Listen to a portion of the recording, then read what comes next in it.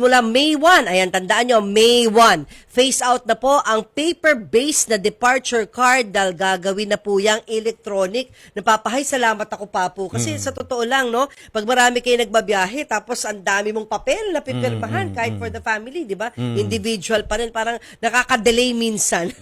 Nakakabagal ba ng check-in process? Pero ang tanong, paano nga bang proseso ng paggawa nito, 'di ba? Na paperless transaction na. Para sagutin 'yan, makakausap natin ang Deputy Spokesperson ng Bureau of Immigration na si Mr. Melvin Mabulak. Magandang hapon, Mr. Mabulak. Magandang hapon po, Sir Julius at Ma'am Tintin. Magandang hapon sa lahat ng ating nanonood at nakikinig. Yan, explain na ho natin kung paano ba yung bagong procedure dito po sa departure card. Opo, ang ating pong gobyerno sa pamumuno ng Bureau of Immigration, kasama po yung DICT, yung Department of Tourism, yung Bureau of Quarantine, yung Department of Transportation, at kasama din yung Bureau of Customs, ay magpapatupad na po ng paperless na arrival at departure card. Ito pong ginagawa natin kung kayo po ay traveler, alam po natin, marami po tayong pinifill-upan na papel kung tayo iaalis at iyon tinatawag natin na departure card. Mayroon din pong pinipilapan pag darating yung arrival card. Kaya, at nakita ng ating gobyerno, at yun po yung ating papunta, magiging paperless, digitized na po tayo, nagkaroon po tayo ng e-travel pass. Itong e-travel, pwede nating ma-access ito sa ating atravel.gov.ph. Pumunta po kayo at magre-register po kayo. Ang pag-register po natin ito dapat kung arrival, not earlier than 72 hours from the scheduled time of arrival. Kung departure naman, not earlier than 72 hours up to not less than 3 hours from the time of departure. Kaya napaka-importante, pag mayroon na doon, pipili ka, kung ikaw ay foreigner, kung ikaw Pilipino, may mga importanteng mga katanungan na dapat sagutin mo. Ito'y makakatulong po sa atin para at least naman, pag nasa immigration na tayo, wala na tayong dadalhin pang mga papel, wala na tayong ibang asikasuhin, at yun ay automatic na po nasa system natin at pakikita na ng ating Bureau of Immigration na ikaw ay nakapag-register na online. Ito po ay magsisimula. Initially, April 15 po, pero ang full implementation po nito ay mangyayari sa May 1. Pero starting April 15, inaayos na po natin, this is for arrival and departure, para sa ating paperless na arrival at departure. Parang ano ito yung, di ba yung ginagawa kapag magde-declare ka ng, kung may history ka ng COVID, di ba, sir? Parang ganun yan di ba? Online din yun May mga tatanong sa'yo. Pareho lang?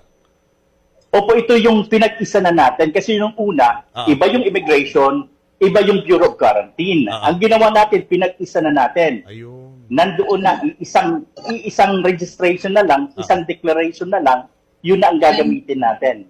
Para at least the next phase po, isasama na natin yung Bureau of Customs para hindi na tatlong dokumento o form ang pipilapan mo, parang isa na lang. Pero for now, pag mag-register ka, lalo na pag-arrival, andoon na kasama yung Bureau of Quarantine, yung health natin, declaration. Tapos yung arrival card ng Bureau of Immigration. Yan po ang mapapasama dito sa e-travel pass. Ano po ulit yun? Ano po ulit yung website? Pakiulit po.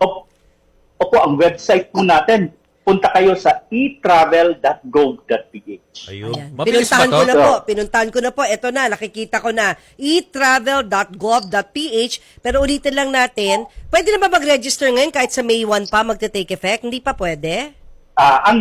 May timeline po kasi tayo. Opo. Lalo na kung naalis ka or pag darating ka. Pag darating ka, not earlier than 72 hours from the scheduled time of arrival.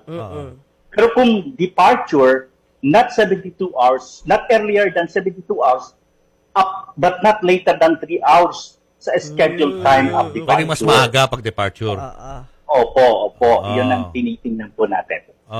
When po pwede mag-register na? Kasi mayroon na tayo. Initial natin, April 15. Pero ang full implementation talaga is May 1. May 1. Kahit ang May 1, yan na po. Ano mangyayari, sir, kapag hindi nag-register? Kunyari, paalis, nakalimutan, nawala sa isip. Pwede bang sa airport mismo mag-register? Kaya pa ba yun? pwedeng gawin niya, pero maano din siya, magkakaroon din siyang problema, magtatagal. Oo. Unlike, this is an earlier way of declaring Oo. para at Yeah. least hindi na siya magka-problema pag nasa airport. Na kasi added din yan eh. Oras Oo. din yan eh. Totoo, Kasi baka marami kang maiwan ka pa. i-declare. Baka maiwan ka pa. Opo. Oo. Napansin ko kasi dati, nung mga unang ginamit yan, yung mga e-card na yan sa... One Health. Sa One Health Sa Pass. One Health, One may Health Pass pagka yun. mabagal, sir, eh. Yung ano, pag nag-register ka, Oo. parang hindi pumapasok, basta bigla Oo, pa ulit-ulit mong nag-e-error. gagawin. Oo, Na-testing nag-e-error. nyo ba itong bagong sistema kung mabilis na? Oo.